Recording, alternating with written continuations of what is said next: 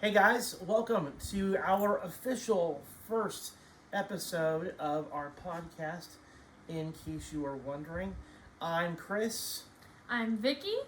And I'm Amber. Hello. And we are joined here on the couch by none other than our guest extraordinaire and awesome doggo, Riley. He wanted to join us. I guess he's here for moral support. Yeah. I don't know if he's necessarily a fan. Do you think Riley's a fan of Avatar: The Last Airbender? Yes. He kind of slept a lot throughout the show. He kind of slept. He slept a lot. All right. Well, he'll have to kind of keep his opinions to himself. But regardless, he does. You know, he does look a little bit like if Appa and Momo had a baby. Like he likes food. He is. Sometimes. He's a Momo. He just can't fly. He's 100% Appa. He groans and he's scary. He's 100% Appa. I know. Okay. He doesn't like it when we try to ride on his back, though. He really hates that. He's mad. I know. Is he pouting? Is that what's happening? He's doing kind of like an eyebrow thing, like goes like this. Okay. You can tell you guys, this is just normal family I know. talk I feel for like us at this is supposed to be about Avatar: The Last Airbender and the new live action series on Netflix. Definitely. And yet, you know what they say? You don't act with kids and you don't act with animals. It's always a bad idea. And here I'm doing both. we here are today. adults. Guys, if you haven't already guessed, strap in. We're gonna have a lot of side conversations, but we'll also have a lot of fun as we do it. Hey, if you haven't already done so, make sure that you go ahead, hit that like and subscribe button, and let's get down to it, shall we? Number one, going into watching the pilot episode and everything else, what were you guys expecting? What were you worried about? Well, I had a gut feeling it was gonna go super fast paced. You have a gut feeling about everything, Amber.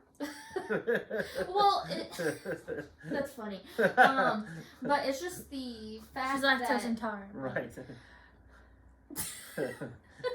So Go ahead. You don't need to interrupt. That's mean. Hey, context clues. Around here, we call that a low blow. Context clues. They need to know what we mean so Right. that the joke hits. Amber, go ahead. Okay, so I just thought it was very rushed, especially wait, before we talk about anything, spoiler alert, if you haven't seen it or if you haven't seen the Avatar series, please watch it before you watch. But honestly, what are you waiting for? Mm-hmm. Right? It's on Netflix right now, this very minute. Go watch it, and then come back, and you'll understand what we're talking about. And if you haven't seen it already, and you're kind of on the fence and you're not sure, maybe we might give you enough hints to perk your interest up a little bit so you go check it out for yourself. I know that going into this, I was actually really worried. I was worried. Were you worried? Yeah. I was terrified because we all know the last time that we experienced a live action Avatar: The Last Airbender, it did not go so Literally, this is the thing, 2010. The time was when we went to the movie theater. There is And no we were- movie in Bossing Say.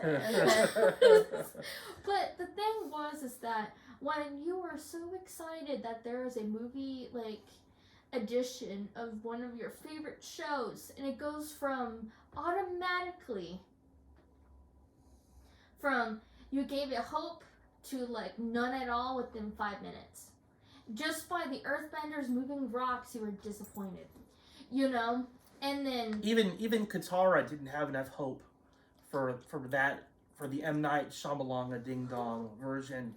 Yes, that's what I call it, because as you guys know, that version got a whopping 4% on the Rotten Tomatoes, and I thought that was generous. it was very generous. So I will tell you that going into the live action version on Netflix, I was worried because, oh my God, are they just going to do it again? Now, I was really happy to find out that many of the original creators have been involved in the writing and the casting decisions and everything else. Yeah, but there's a sad thing about that though, is that they pretty much left partway through the filming process, so I'm like, that kind of gives us some foreclosure, but I try to be like, don't see nothing, don't hear anything, just look forward. You're good. I do think that as much as it's hard for us to like not bring our expectations into watching these new episodes here on Netflix, at the same time you have to for a moment just kind of let all that go and kind of embrace this as something new. That said, it's impossible to turn my brain off, and I think all of us, as we were watching it through the first time, how many times did you find yourself going, wait a minute, they didn't do that in the original series? So, did that bother you guys at all when we were watching these episodes? Yeah, I think that for me, I knew it was going to be different. So I already came in being like, it's going to be different. They're going to mash up, episodes, or they're going to word it differently than the show did, because let's be honest, if they did it word for word of the live action, there wouldn't be any need for the live action, because we already have the original, which is always going to be better in the long run. But because there were certain parts of the story where I believed would have been improved if they added a section like times when Katara and Sokka and Aang were able to bond as a friend, because they had a reason to. Aang and Katara had an amazing friendship, and that's what led Katara to feel so strongly about leaving. It wasn't just that he was the Avatar and that he needed to be saved. They created a friendship even 10 seconds after he woke from the iceberg by going penguin sledding. The same way with Sokka, was that he realized that Aang was going to be there for the village, and that's how they started getting that friendship in the show. And that's, I think, what was missing. I'm okay with, them mashing up, Amashu and the Jet episodes. And it's due to the fact that, as much as I love those episodes, they were very filler episodes. It's really exciting to see where they took it.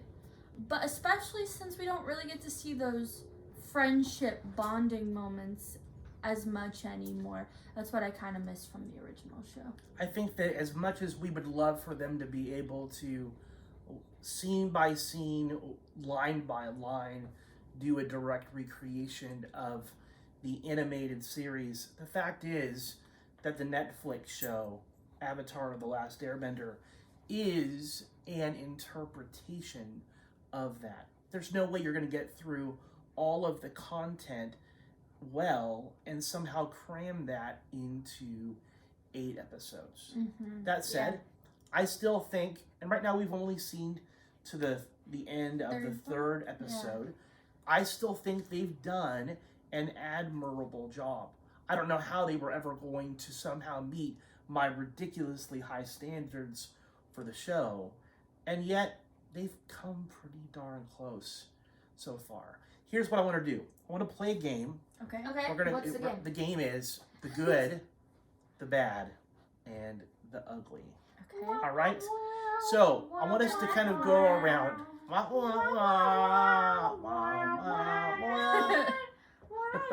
All right, that was definitely the ugly. We've gotten that one out of the way. All right, so here's what I want us to talk about. What parts so far between episodes 1, 2, and 3 have you guys gone and said, that is awesome, I love it, this absolutely measures up to what I was hoping for?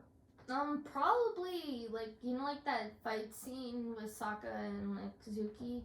But then also, it's just that, I didn't mind the little change they did with that, because it would have gone for, 15 minutes straight of, he's getting beat up by a whole group of girls, for a whole 15 minutes, and then you see, Aang riding on the Unagi, it's, they did kind of, put in, certain moments that I'm glad they put into the live action, because if they didn't, there would be an uproar, But it's just, there's sometimes I wish that they kind of put a little bit more context for some parts of it. Like, because he didn't really connect with Kyoshi until they went to Avatar Day in, like, the later season 1 or 2. So it was just, you know how it goes. You're like, okay, they're going very, very, like, months apart time, if you think about it. Yeah. So your good, though, specifically was in regards to the Kyoshi. I've got to agree. I really liked what they did with that. Vicky, what was your good? I really liked what they did with Gyatso and Aang, because I don't want to say it's glazed over of that mourning process that Aang had. In this part of the show, we see him bury him and giving, like, his final words to Gyatso. And throughout those episodes that we have, we've seen his voice kind of, like, guide Aang and his actions, where, like, it gives him a little bit of control over what power he thinks is dangerous or is scary. And so, like, just seeing that connection a lot, because we saw that in the original, but, like, this one really shows that he was almost like the son of Gyatso, and that his death really hurt him, but he's not going to leave without saying goodbye in a funeral sense or final words kind of thing. He buried him and put his necklace on top, which I thought was really... I felt like that was what the original show was missing a little bit. The only thing I have about that scene is just that it kind of seemed like that scene was so rushed. Because it went from, like, they went to the air temple, and it went from that to finding, like, right when they step on the sand, it's like, oh, look what I found. And it's like, and then it's like there's no emotion. He didn't start having, like, emotion for Gyatso. Like, I mean, like, you could see that the actor is actually crying. Yeah. Until he buried him. So that would definitely, I think in my mind, when we talk about stuff like that, that would probably go into the bad. Yeah. The bad part of the version. For me, what I found to be particularly good, I was really worried about how they were going to do the CGI for the bending. I think that had been a real worry of mine. How are they going to do it and make it seem real and believable? And I will tell you, I remember in 1999 watching the very first Matrix movie, where they had done the stops, the slow motion movements and the stopping bullets in midair. And I remember that kind of wonder that I had watching that kind of cinematography for the first time, that surprise, that joy. And I think that's the kind of level of cinematography they brought here to the CGI. They've done an amazing job of making bending believable. I mean, this is elemental magic, essentially, and yet I think they've done a fantastic job of making it believable, about making it really awesome. Bending is supposed to be cool, right? It's supposed to be cool, it's supposed to be fun. It's also supposed to be a little bit dangerous. And I think, for me, my good is what they've really stepped up their game as far as making the bending seem realistic. Okay, this is the part we've been waiting for. This is our chance to trash on it a little bit. Okay. Amber, I know you've already mentioned it, Yeah. but if you had to think about a couple parts that, like, maybe made you stop or kind of got in your way of enjoying the show, like maybe some bad things that stick out to you. What are some that stick out to you? There are certain things that were spoken over at the beginning of every intro, and then it went from word to word. The grandmother's being like the full, like, water, earth, fire, air, like the long ago, the battle, blah blah blah blah blah. You know the story if you watched it, but it's just that I was just like trying not to laugh because it's like I'm shocked that nobody was laughing for that scene because it's like I understand it's supposed to tell the story of Right. the war. No, But I'm like, I get it. Gran is not winning an Oscar for this role. Poor Gran. No, I'm sorry. I know. I just thought for me personally with that specific section was that in the span of not even 10 minutes, maybe 5 minutes, we heard the same story. Yeah. Because you had the intro, and then you had Katara, then I think it was Katara that explains it again after he was told. So I was like, okay, we understand that it's an amazing sequence for especially the intro. One of the best intros I think I have seen in childhood television. Wait, I remember. You know that ship that's in the water? Katara plays in the ship. Yeah. I'm like, I thought there's booby traps in the ship. That's why they tell you not to go in the ship. I'm like, I understand. Yeah, well, that is definitely a change from the original. And I guess that's part of our challenge is that we go into it with the expectation on the one side that things are going to go exactly the way they did on the animated version, and they go in a different direction. Yeah. All right. Vicky, what is your bad?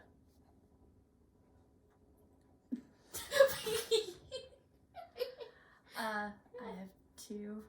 That Okay. You have two. Let's hear them. Are really kind of One of, well, the first one, main one, is the characters I feel don't express anything. Like, I remember telling a friend of mine being like, they are 2 steps away from blocks of wood. What do you mean, Vicky? I don't know. I don't know what you're talking about. There are some good areas in the show. I think that as we watched, the second episode, I saw a lot more expression, but especially that first episode, it was like watching 2 blocks of wood have a conversation. And it's not due to, I don't think it's due to the actors. I think it's because I am so used to the animated faces. When you're doing animation, their faces can have like a smile that fills up half their face. And it's like physically not possible. Right. Definitely. Yeah. Or when they would like run across water and be super scared and everything like that. You can like see The question though comes, do the actors emote at the level that it would express that kind of emotion? I personally, like right now, and I'm not trying to be biased, I'm just saying right now as somebody who watched 3 episodes, I don't see it. There's a bunch of times where I felt like it could be sadder or this should have been changed. I'm not a director, so I shouldn't be saying anything. But you had these moments where, like, in the original, when Aang found Gyatso, he's looking for Momo. A very fun moment. He's running. He's having fun, like, going through the halls that he used to live in and having, like, this amazing, beautiful soundtrack in the back of, his actions that are filled with jumps and flurls and all this positive stuff. And then he opens a curtain and the music stops and his face stops and your heart sinks. And I think that's what the original is kind of missing. The second one is I liked the interactions between Sokka and Zuki in this one, but I think they really honed in on the idea that she wants to go see the world. And I know that the creators of this wanted to make sure that Sokka was not overly sexist. Yeah. And so they took out the parts where he's like, I should be treating you like a warrior, or, asking Katara to sew for him. And I understand that, but, like, it kind of took the sass away from Suki. Because Suki was always sassy. I think, like, and it was for stealth. Definitely. Right. She was one of my favorite characters because she did not let having a crush on a guy define her as a character. I understand they're young, so like even their interactions in the show were understandable. But knowing Suki as this, badass character who the first thing she does is tell him like, "Oh, come on, fight me. Do it. Like you're the warrior of your entire village." And I don't know, I feel like it got kind of taken away by like the amazing fight scene, like you said, but also just that whole idea of him putting on the armor and stuff, because that tells you about Kyoshi's. They didn't technically give him the full like Kyoshi warrior like how in the animated did. No, that would have been a hilarious moment to see he's like, Sokka. Does my butt look fat? And he's like, no, I don't. I look fabulous. I agree. That was a funny moment, but it was a real humbling moment. Yeah. For Sokka, that he had put on the Kyoshi warrior costume and the face paint in the original. That doesn't happen at all here in the live action. Oh, also the magical frag that she used. I'm like, I don't know what type of makeup she wore. It was just like one white. Oh my god, fabulous! Can I get that? Apparently, she has other skills we don't know about. She has the magic of editing. Right, right. I actually believe, part of me goes that the makeup is CGI as well. No, that it's not actual makeup. I think it looks like it is. I think in the Kyoshi Warrior episode, they definitely did. They took that creativity and I think they added the parts that really meant things. But I would have really liked to see that whole moment where Sokka, at least if it doesn't have to be about learning from a woman and him kind of getting humbled, he's learning a tradition from that, because everything from the makeup to the clothing of a Kyoshi warrior means something. And I think that really and even in the animated, when he finds out what they mean, he gets like brave. You know what I mean? And he's like, he likes it. Honor. And then he's like, hey. And then like Aang does like the peek through the thing, like, nice dress. And then he walks away, he's like, yeah, it's only when people make fun of him for wearing a dress does he deflate. But like in the animated, he actually sees the importance of the outfit that Kyoshi warriors wear, because it means something. Right. And so I think like even if you did take away certain aspects of the show, that should have been at least a stopping point, or at least have him or like the insignia or something like that. I do like the idea that she gave him a fan though, and he uses it to smack the flame away. Right. That was really cool. But like I could or even if Zuki was like, hey, if she was honest, like, hey, I don't really have another outfit to give you. They're all kind of out, but this is what this means. But you could wear the protective gear. Mm-hmm. If she was like that. And this still means, like, honor and strength. Because it's, like, it's protecting you to fight. Like that. But it's just, I'm like, that could also be another way she could be, like, that awkward, like, stalking, like. I liked that, where she sees him in the slits. Like, and hello. She just has this look like. All right, so my bad, and I think it's a big one. I mean, it's not maybe terrible, but I do think that the Netflix series has one issue, and that is in regards to pacing. Yes. I think that because of the pacing, they've ended up like combining stories that really shouldn't be together. Yeah. Like somehow they've got Jet and the gang, the freedom fighters in Omashu. And then the scientist. And the scientist with his paralyzed son with the glider. I forgot his name. At the Tao. same time, to me, that was a little bit of a clash. Mhm. But again, I understand. The challenge is, how do you collapse all of the content Mhm. that was in the original animated series into 8 episodes and still have a narrative? It means you're going to do a lot of cutting. Mhm. Now, that was part of the problem that M. Night Shyamalan had, that he tried to go and tell, he basically just narrated over everything Mhm. and told you what happened in between. He spent so much time telling you, he didn't really show you what was going on. And I think that's a pitfall that they haven't done here on the show. Mhm. But I still feel like there are issues with pacing that that detract from the story. One other issue, and I think it's a part of that as well, Mhm. is I really liked how in the original story, the animated version, that they started us in the South Pole with Katara and Sokka.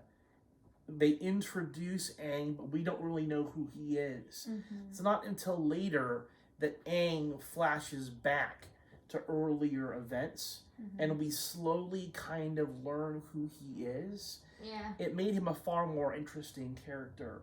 When we go from I don't know who you are to kind of learning bits and pieces about him throughout the season.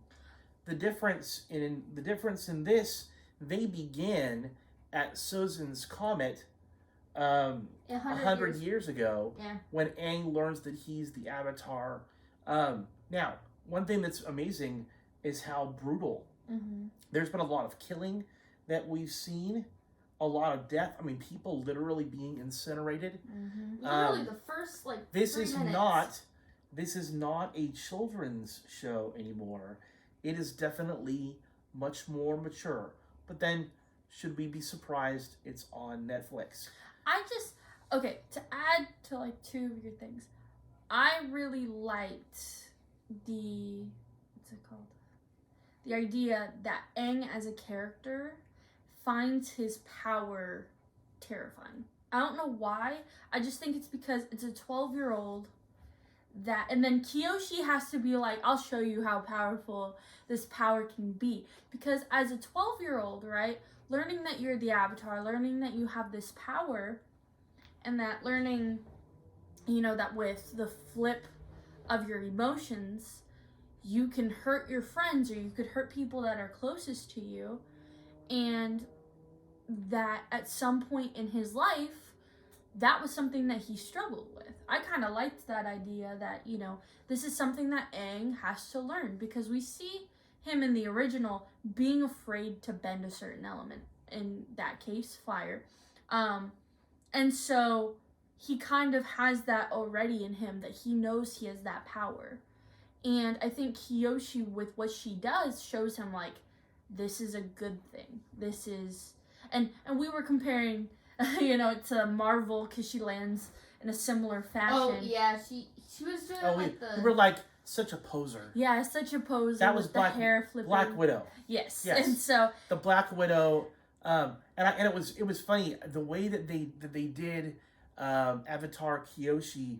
It was like she was Superman. Yeah. I mean, flying all over the place, and hey, I liked that superhero, part. I think it made Kyoshi out to be the real badass that she is. yes.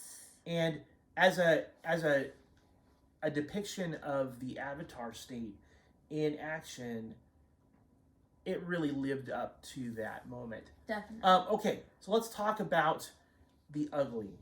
If and there is, I think, one ugly specifically.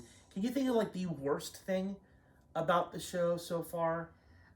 Me and my sister's first instinct when Tao and Aang went into the tunnels and found the blasting jelly, we thought, because it may not be ugly, but that was where our brain went, was that they're combining episodes so much that we thought that they would just go, secret tunnel, that kind of thing. Or like Like, have level Tao find your be, way. you know, in place of Katara or something like that, where they turn off the light and then there's I mean, wouldn't that have been great though? Even if they were like walking down the tunnel and they were going, even when you're lost, you can't lose the love because it's in your heart. Wow. But I mean, it's just, wouldn't that have been hilarious? I'm just but hoping because it's just that it's just that when me and Vicky were Yeah. like watching, Where and we're then like- we were like looking at each other. We're like, before we say this, we do support LGBTQ. You know, Yeah. we love all ya. right on. Right on. But it's just that we were both like looking at like We're like, it's like it happened because of how quick it's going. I mean, even You if know? it didn't involve like the love, you know, it shines brightest in the dark, that kind of section, like we were expecting like the candle to go out and then like lit up stones, you know, in the path to kind of come up with that idea of it being the cave of two lovers. Or And if it's like if it wasn't love, they might do like just give me your hand, you know, and then it's like that awkward like. But you know, I mean, cringe. that wasn't the ugliest, but I it don't was know. just like the discovery of Jet and his men being, or Jet and the freedom fighters being bad guys or whatever. Mm-hmm. Or like the idea that the freedom fighters have a base that's like 3 feet off the ground. I Like- thought that was Okay. weird. That was hilarious though. And it's like in the anime, in the animation, literally, it was like almost like a good It was 15. buzzing. Oh, this is all a dream. Pretty much what we were saying is that the hideout that was supposedly secret and like so totally no one would see us, you know, was 3 feet off the ground. It was and I'm supposed to like- be up in the trees. like over 15 feet up. Listen, if your treehouse is high enough that I can reach it, right? It's not up high enough, Yeah. right? I thought I could have hopped up on that tree and gotten onto it. It should have been something that was very difficult to get to, and it was laughably close to the ground. So I agree. That was a hilarious moment. Yeah. I think the other one, it was a moment. My ugly truly is ugly because I think it elicited a response from all of us, and that was Ava. Yeah. But then again, how do you make a flying sky bison that isn't kind of revolting? He's cuter than the last He is one. absolutely cuter than Momo was the- pretty cute, but the M. Night. I'm not going to say the rest of his name. Yeah, I don't know. yeah. I mean, certainly that version needs to be locked away and never talked or seen or heard from again. There was still a cringy element, Yep. right? There was still a cringy element to Appa that I can't quite put my finger I on. think it's the generated like face and then the hair moving like this. So it's like it looks like he's covered in dirt. And I'm sorry, I know it must have taken you a couple of months or weeks to generate him. That's pretty bad. Yeah. Like So- Momo, you guys did good with Momo. I I think gotta say, I think for what Appa is, it's pretty good. he is a huge, what was he, 10 tons? Yeah, Sky 10-ton bison? Yeah. I would love to see any one of you guys make a 10-ton Sky I Bison mean, for a listen, movie. I don't claim to have any cinematographic abilities at all, right? I don't do CGI or any of those kinds of things, but I do think that as a fan and as a critic, Yes.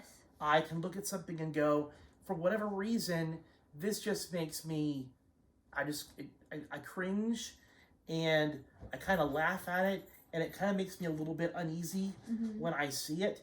And if that's the feeling that I have, and it's genuine, okay, maybe you missed the mark a little bit. And I do find that there are times when I look at some of the characters and I have a similar response, right? Not that they're bad. I think some of the casting's great. The guy that plays Sokka, I think that he definitely looks the part of Sokka. Mhm. Maybe he could be a little bit more over the top. And I think that the kid they chose to play Aang, I think he's done a pretty good job in the part that he does. But I agree. Sometimes the emotional range that that's just very limited. It's like you can only show this emotion instead of all of it. And I think that would be the biggest thing is they need to show off. This is they're literally fleeing from the Fire Nation. Yeah. They're really going through a lot of crisis. They should show that, especially considering how hard they're leaning into very mature adult themes. I'd like more range. The one more bad or ugly, whatever you would want to categorize it, is where Aang gets stuck on the ship. And it goes from it's so obvious he grabbed the keys, and then they're like, oh, what's that? It's like the total, you could tell they grabbed it, and then it went from that to, instead of finding, Iroh, Uncle Iroh, in his room, he's asleep, and then Aang just says, sorry, I'm gonna go now. It's like, he takes, Zuko's journal, and I'm like, okay, I just thought it was different, and then it's like, they didn't really fight back that much to try to get him back, and then they don't have that moment that they know how powerful he is either. That moment. I like the idea of Aang and Zuko having those fights, especially at the beginning, because especially the idea where he's like, you're a kid, and then he's like, but you're just a teenager, that kind of thing, where we kind of just get thrown into this world where we're like, oh, they know exactly what's going on in this war. Katara is 14, Sokka is 15 or 16, Aang is 12, Sokka's 16. So, those ages, these people, these individuals, are facing war at such a young age, being banished or being told to keep people alive. I can't imagine myself doing that even at 22. Okay, so be honest here. Knowing how the story ends. Yes. Right? You look at a character like Aang, and you look at the character Katara. Does the age difference, at least the apparent age difference, how do you feel about that? I wouldn't put it past them pulling the, how the original creators wanted Zutara be a real thing. I wouldn't put it past it that this is their chance. That because he is a lot younger than the rest of them, in real life. He is younger. I think it's personally where if they have specific ideas for what they want, and I think even in the original show, romance between Katara and Aang wasn't the main focal point, I guess. It was a perk to the end, but we didn't get to see them date, really. We got to see them flirt on occasion, and so I think, either the writers thought, oh, that's not really necessary or needed, or they're gonna go a whole new route, and so that's personally, how I feel about it. But I definitely think that certain parts that they decided to put detail on were really cool. They made Katara's backstory a lot more scary, and so I understand why she has PTSD, because I think that in the animated, because they had to go with certain limits, that meant that her backstory didn't sound as traumatic, I should say, compared to this one.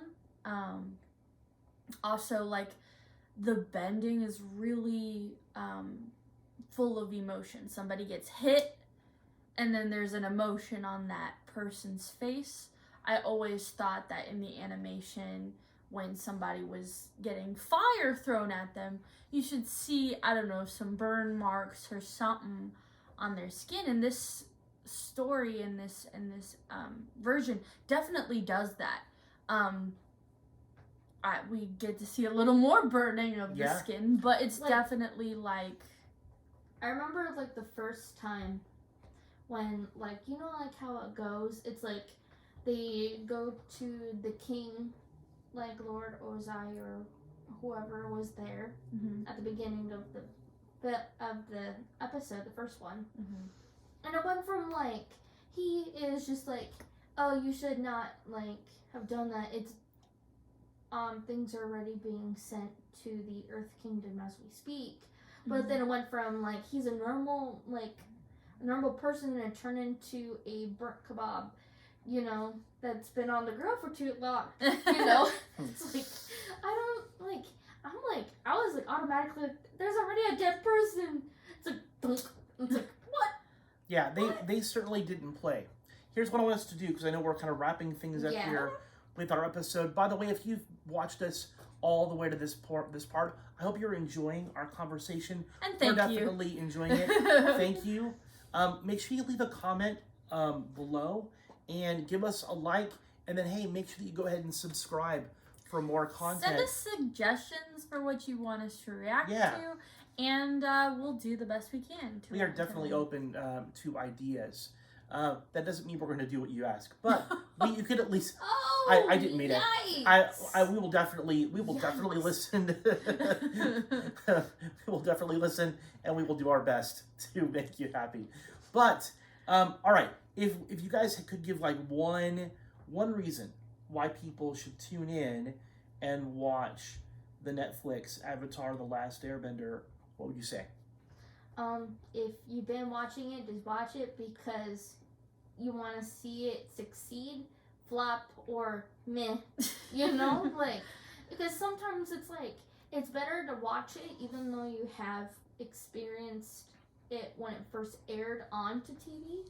You know, so it's like when it's like that, it's like you still want to give it a chance even though it's like you have that small baby percentage that it's gonna flop like M. Night Shyamalan. I was so worried.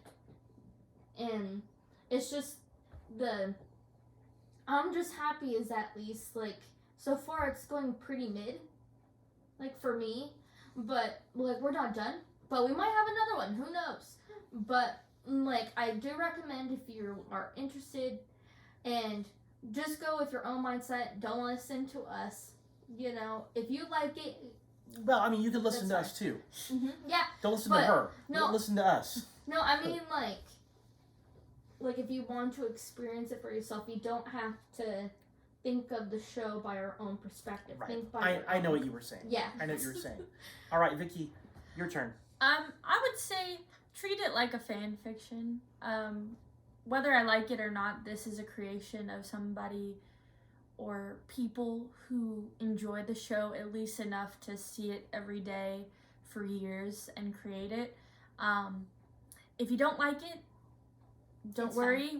There's other people who agree with you. If you like it, don't worry. There are some people who agree with you, and I'm in that in-between phase. I think that the creators definitely added things in there that make it a good story, and I wish the original would have done. But at the same time, it's a different story. And you have to just look at it like that, and you'll see some parts that give you a little chuckle sometimes, or you're like, wow, I didn't think of it like this. And I think that's what I really enjoy about this show so far. So just, take it with a grain of salt and just enjoy watching it or pick fun at it. We've been doing the same thing. Every section we'd be like, was that really the thing you wanted to do?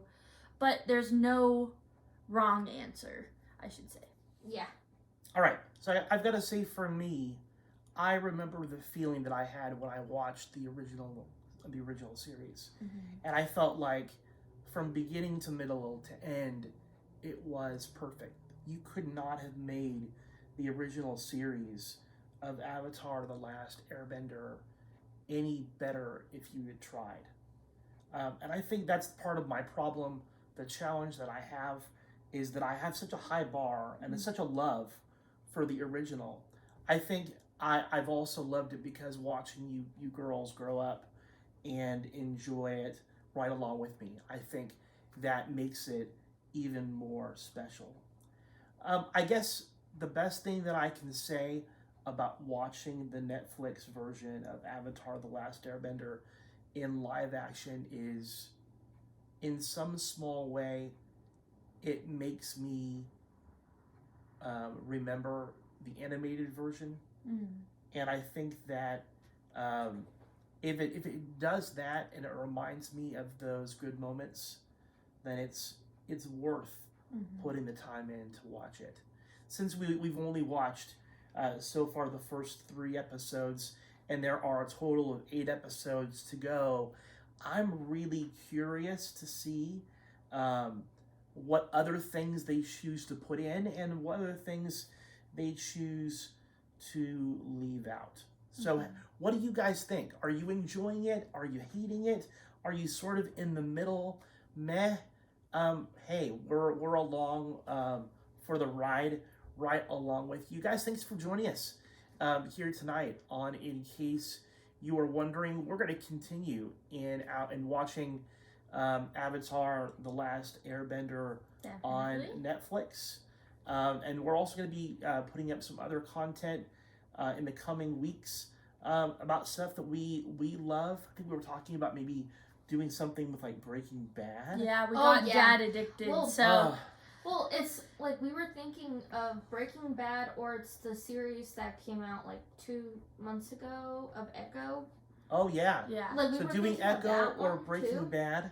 But if you, like what my dad said earlier, if you have any suggestions, please put them down below, no matter if they're animation, if you live got a action. preference, we want to hear it. Yes. All right? It could even be music videos too. Who knows? Yeah. We don't know what's going to come next. We really are open-minded about the kind of stuff that we talk about. We just want to have a fun conversation, and we want to encourage you guys to come along and join us for the ride. Definitely. So, with that being said, good night. I'm Chris. I'm Vicky. And I'm Amber. And we are, in case you were wondering, signing off. Bye. Adios.